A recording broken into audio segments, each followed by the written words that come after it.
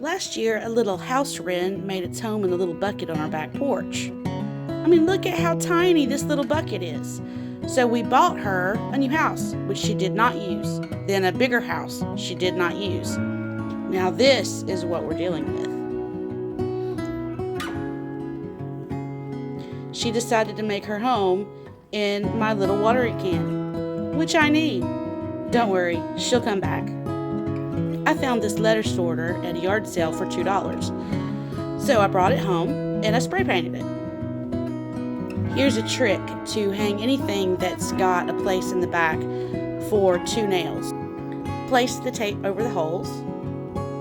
Then using your finger or a marker or whatever, mark where the 2 holes are.